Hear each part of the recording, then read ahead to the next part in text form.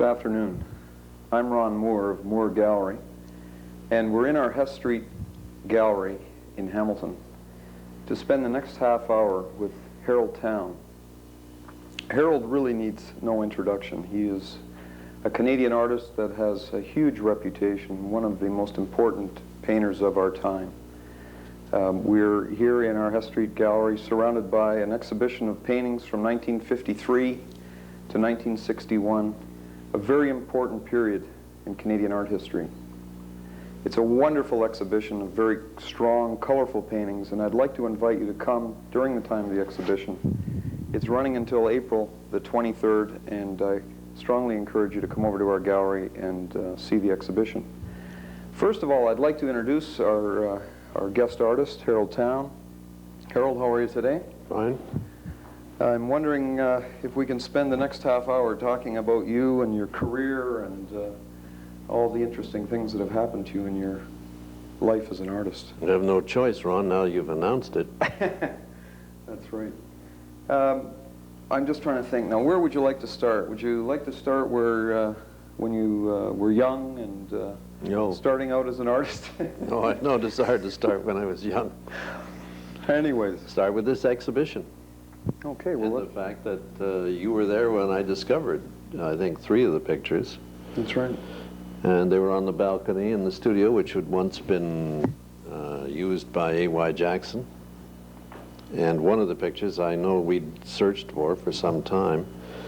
Finally found it there, thinking it was at the farm, as I remember. That's right, yeah. So it's surprising what was uncovered. And I think, as Dalt mentioned in his catalog, the thing that touches me is they're all so tough and strong at this point. And they're like, you know, they're sort of revelations, because I hadn't thought of them or seen them for 30 years or so, and it's surprising just to have them come back on you. They're like relatives suddenly turning up, you know, and then you say, my God, there's my past. And what was it like during that period in your career in the 50s? Give us some... Well, the 50s weren't so grand. The 60s were better. That's when we all became kind of art stars, and art was just a major factor in Canadian life at that time. It was seen as maybe one of the avant-garde factors in our life. It seemed to be ahead of everything. It took precedent over nearly everything at that point.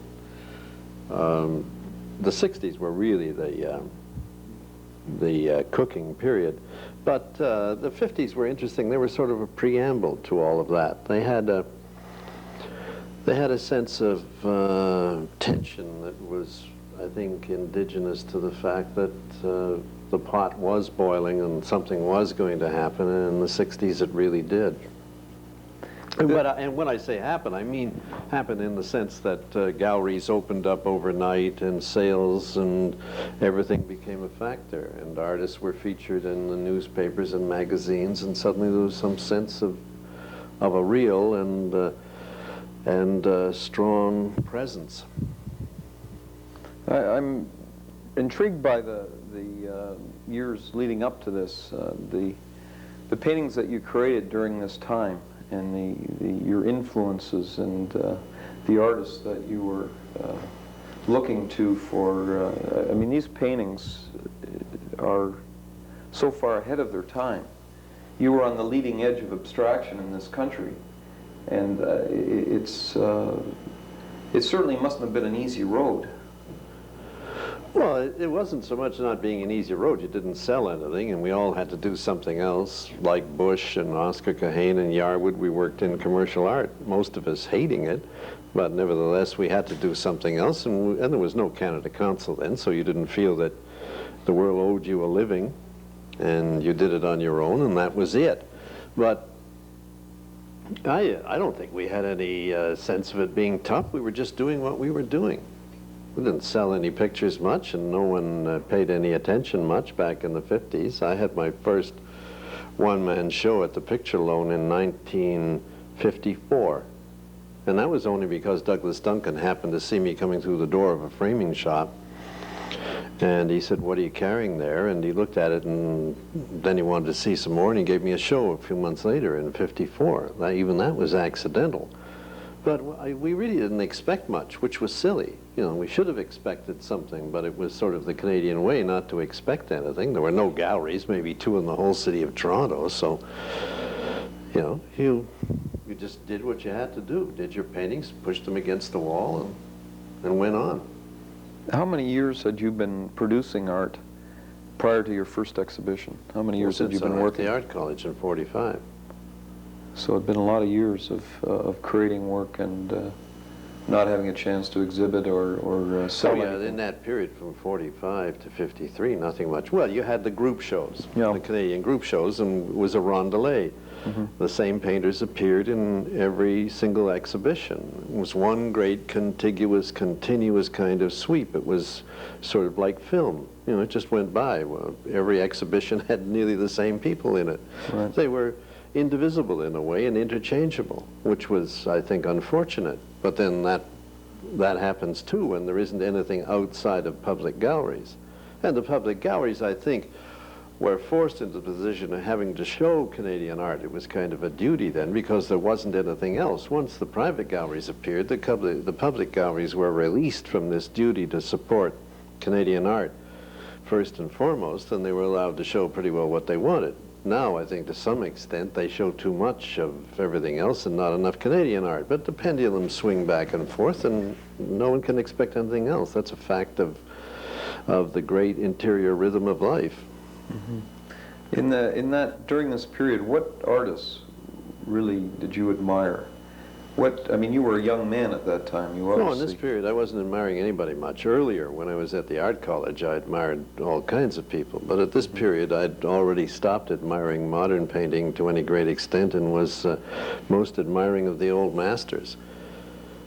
It's interesting, this Courbet's bouquet behind here. I just read something recently in an interview which took place, I think, at the Tate, and Barnett Newman was, you know, the great American painter. And Courbet was his, one of his favorite painters. And he said because of the silence in the pictures, which is the same thing that Barnett Newman achieved. But it's extraordinary for me to find that out because it was painters of that ilk that were influencing me during the great period of doing all this single autographic prints, which you have at the back, in the back office there. I was mainly driven by my voracious reading habits and the fact that I was going back through world history. Jobin, Nepal, and just everything, the Greeks, the Romans. Alexander was a great fascination for me, and I read everything I could find. I mean, I was deep into the classic periods and very involved in Renaissance painting. It didn't come out like Renaissance painting, it came out as anything else, but that's where the influence was from. There is a time when you put away painterly influence. I think when you're young, like Picasso, who was desperately influenced by Daumier and Lautrec and everybody in the early days, I had many of those same influences. For one period, I know at the art college, Daumier influenced me very much, and he nearly ruined me. I just couldn't achieve anything from his influence, so I just finally had to push him aside and go to somebody else. But it's the job of a young painter to be influenced, because by those influences, he finally breaks free and has his own style. Because by being influenced, it means you still have enough intelligence to know what's good, generally. You touched briefly on the single autographic prints. I know that you worked very hard on the single autographic prints over a period of time, and you've told me interesting stories about wearing a helmet in a basement. Oh yeah, I had this low basement, 64 St. Mary Street. And at first I wore a toque. I had a toque filled with Kleenex, but I was still hurting my head because to get to the bench where I was doing these, I had to duck between a beam and then duck and then duck, and you had to remember to duck every 2 feet or you hit your head. And I was hitting my head, so I finally got a beat-up old football helmet that I found in the garbage. I think it had been thrown away from the University of Toronto team, which wasn't doing very well that year. and I wore it, and I was fine.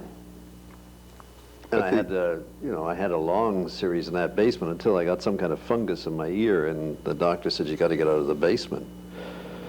These single autographic prints were wonderful. I mean, you worked on them, and they are just gorgeous works of art. They were my first great success. I won international prizes with them. I was in major exhibitions all over the world, and was always indirect conflict for prizes and things with Hamaguchi and some of the famous Japanese printmakers of the time. And it was a fine, fine period for me. But I gave it up ultimately because it was too successful. And I started to worry about it. I felt that it might just be critically damaging to me at some point if I just didn't abandon them and get on with something else. Then I started cutting them up and made collage out of them. Yeah. Of course, this exhibition is in a period of Canadian art history, the Painters 11, 1953 to 1960. Would you spend some time talking about that? That must have been I mean, for me, I can't imagine it because, of course, I'm not an artist working in a group like that, but it must have been an intriguing period in your life. Yeah, it was, in the sense that we were mostly in conflict. We only agreed on one thing, was having the exhibitions, but we didn't agree with each other about what painting was. We just agreed that modern painting should be shown, and should be shown in one complete, cohesive whole, not broken up with figurative and all kinds of other strange disciplines. So we, as I said in one of the forewords, disagreed a lot, but we had a lot of exhibitions and did very well. I don't think there was a lot of cross-influence in the group either. We went our separate ways. It was mainly a mechanism for showing pictures. And very effective. I gather it had a great influence. Well, it certainly has. It's had a great influence on a lot of artists, that's for sure. Yeah, I was never aware of that, though. Yeah. Well, I know that Gordon Rayner and Graham Coftry are two artists that openly admit that they were purely influenced by the Painters 11. Yeah. Visited a show and promised themselves they'd never paint a representational picture again, and went out to start creating great abstractions. Yeah. So, I mean, you people played a very important role in Canadian art. What was the group like? Talk a little bit about the personalities in the group, the inner reaction. Well, you had the nearly mystical presence of Kazuo Nakamura, or Kaz as we called him, Nakamura, who ate figs and read Scientific American.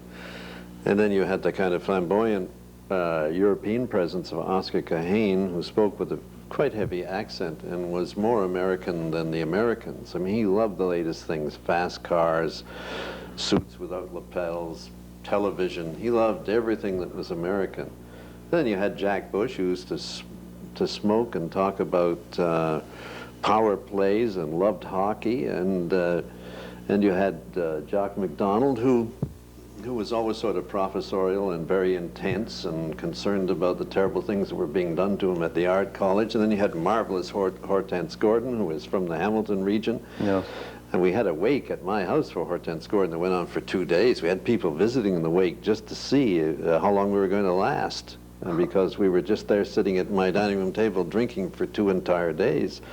And I have 3-legged chairs in that dining room. People kept falling off them onto the floor. Yeah, it was a memorable send-off. She was a marvelous lady. I remember her coming to a show of mine at the Picture Loan, and I met her in the street accidentally, and she said, "Where's your show?" And I said, "At Picture Loan." And she really shouldn't have, but she climbed up those 3 flights of stairs and was going faster at the end than she was at the beginning. I thought she would die at the top, but she really was fanatical about art and a marvelous woman. But every time I would look across the room, I'd be there in paint-stained clothes, stinking of turpentine. There would be Hortense Gordon with a hat on and a dress and a brooch. And I would say to myself, my God, what are we doing? You know, what a strange collection of gypsies this group is. The meetings, what was accomplished at the meetings? Well, we would usually just try to exact from the group some kind of agreement as to where the exhibitions would take place, but the meetings were just violent. I mean, arguments, and we drank, and much to Alexander Luke's just disdain, and swore a lot. You know, Alexander Luke used to color quickly. Sometimes she looked like a country stove in the corner of the room, just glowing there as we swore and pounded and threatened mayhem and screamed and yelled. They were disheveled meetings. In retrospect, I think they're pretty funny. I actually happen to have secreted away somewhere a full tape recording of one of them. Oh, that's fantastic. Yeah. You had I think, a very close relationship with Walter Yarwood, wasn't it? Yeah, Walter Yarwood and I good shared friend? a studio in 47 Wellesley Street. Oh. Behind the Women's Press Club. It had a space heater that was always acting up and covering everything with oil, but appropriate in an oil painting studio. But Yeah. And I understand the first exhibition, I believe it was the Roberts Gallery, Yeah, wasn't it? yeah. After the original, I don't know if it was at Sears, I can't remember exactly the location of No, the that was before the full formation. Oh, I see. Well, the Yeah. full, then it came to the Roberts Gallery. Wasn't that an enormous exhibition? From Well, what it I've was- read, there were wall-to-wall people and... Oh yeah, it and, was an unbelievable attendance. press, everybody. I mean, you Yeah, had the just windows everything. smoked up, and you know, it was just unbelievable. Everybody was there. Couldn't move. You couldn't move in that one. And what was the interest? I mean, were people looking at Well, this the and interest just was going, that we'd been silly enough to do this, I think. I think they thought we were all idiots, or at least arrogant, for daring to separate ourselves from the Commonwealth, in effect. You know, the general rondelay of dull and dreary shows. We'd separated ourselves and made ourselves distinct without some kind of strange pact from either God or a charter of permission. Here we were in this show. And of all places, the Roberts Gallery, which was really a very traditional gallery, and they had one aberrational moment and had the show. and promptly after the show, I don't know whether anything sold, but everything was sent back. It all came back to our studios. We had several other shows there. And now a very good relationship with Jack, actually. Yes. But I see him a lot when I walk down Yonge Street. So the Painters 11, they worked together as a group or showed together as a group for a number of years. It was purely a mechanism for exhibition. We really didn't proselytize. No. I wrote all the forwards to the shows, and Tom or Yarwood would design the folders, and I would write the forward. And we didn't go out to convince the world that we were doing the right thing. We simply said that this work, which is indigenous to our time, should be shown in our time, and that was it. I mean, we were not proselytizing. There was a very, I think it was quite an important show in New York. Yeah, we had a during show that at the period. Riverside Museum in New York, which And the was press very was- well received. That's right, yeah. Very well received. None of that reported back in Canada, of course. If we got a bad review, you could be sure Norman Droy, who calls himself Paul Duval, you know, he used to write a column in Toronto, you could be sure that he would report it. If we had a bad review, he'd report it, but if it was good, we wouldn't hear about it. But in the main, we did very well. We invited French-Canadian artists here and paid for their transportation and you know, up the pictures and everything. We had a show at the Park Gallery. In that sense, I suppose we were proselytizing a little, but in the main, we were trying to be gracious and friendly, and we paid for everything. There were no grants or anything. We had to pay for the crates and everything, and of course the meetings would break down when it came to deciding on costs, you know, depending on what condition we were in financially. I mean, suddenly you're faced with a Shipping freighting charges bill and all the shipping rest. bill, and whether or not we're going to have real whiskey at the openings, or we're going to give them beer, or, you know, these were all critical factors in those days. There was one other thing I wanted to touch on, the Greenberg thing. Clement Greenberg was invited to come to Toronto. Can you talk about that a little bit? I think that's historically... Well, that came through Ronald. He was in New York, and he'd arranged for, somehow, for Greenberg would come. And I said, well, I don't give a damn if Greenberg comes, that's fine, but I don't want to see him, and I will not, as a member of the group, pay anything for his transportation, because we were supposed to get the money up.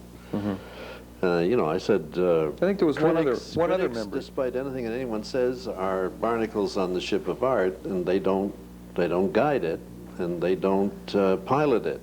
And the artists have to pilot it. The critics are very helpful and can be immensely important, but they don't guide, and I don't need to be told about my painting by anyone. I decide, and if I'm wrong, I am wrong. So That's right. and Yarwood felt the same way, though the others thought that Yarwood agreed just because of me. That's not true. Yarwood was a totally independent guy, marvelous man, and just what he was descended from Yorkshire stock, and that's the way he was. He wasn't going to ask anybody's opinion, but I was more vocal, and so they assumed I would lead that tiny revolt.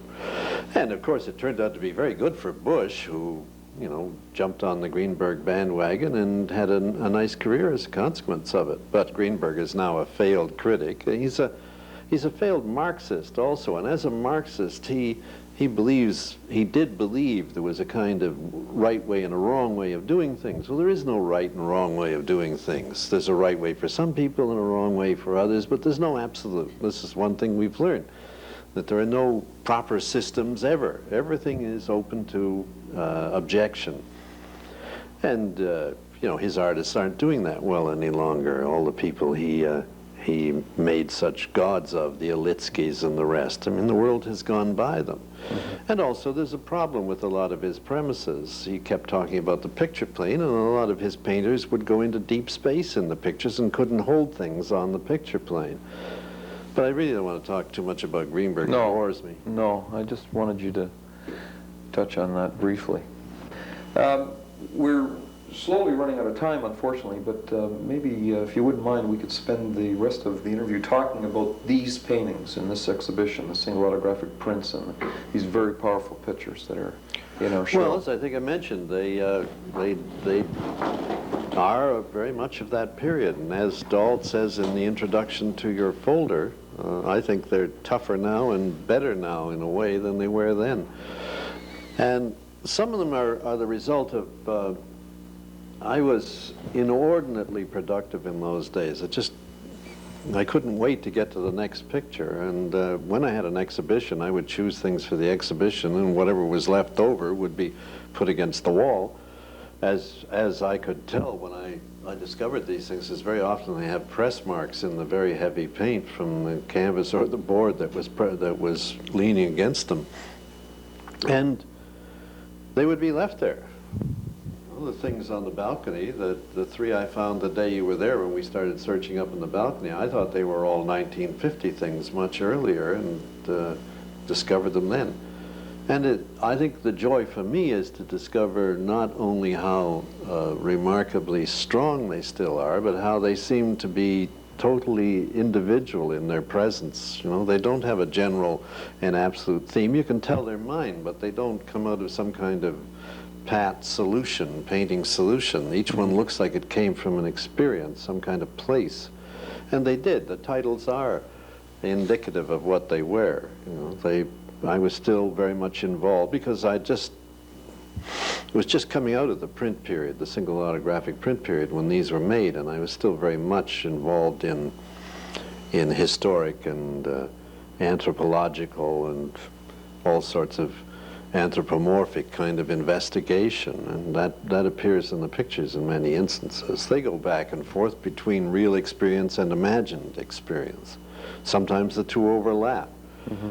Some people think there's a certain surreal element in them.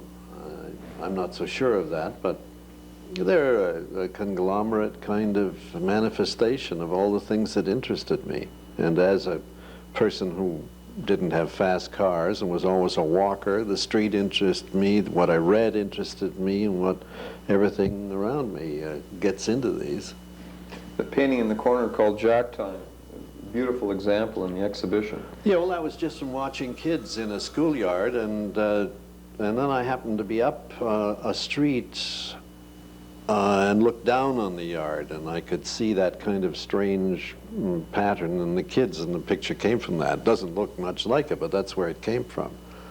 Yeah, there seems to be quite a number of the paintings, not a lot, but a few that are referring to games, children's games, maybe yeah. Baseball, maybe, you know, things well, like that. I did. I used to make drawings of the World Series games when I would listen to them on radio. I used to make drawings of the players, you know, from imagination. And so I've used the radio, I've used anything. There's no Jack Time, I think, over in the corner there. Is that the one we were just talking about? Yes, Jack Time, yeah.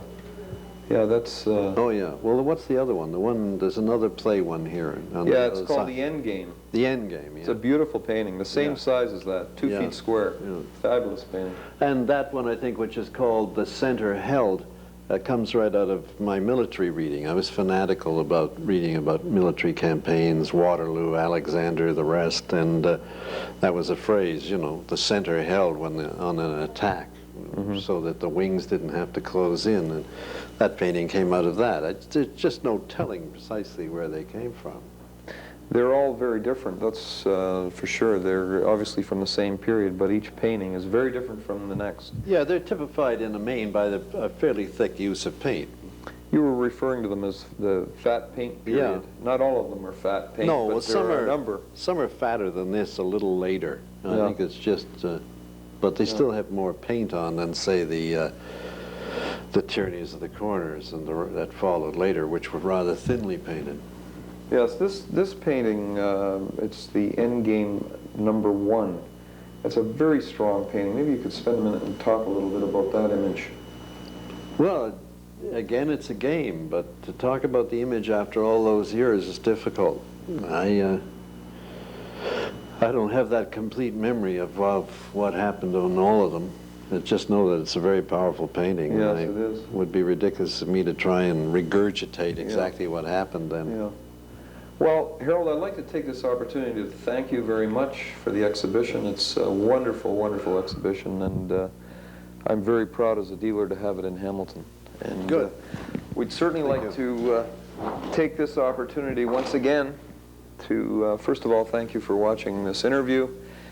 And I would certainly encourage you wholeheartedly to come to our gallery in Hess Village to see this exhibition. It's a wonderful experience, and I think you'll be very pleased you came to view the paintings. Thank you very much.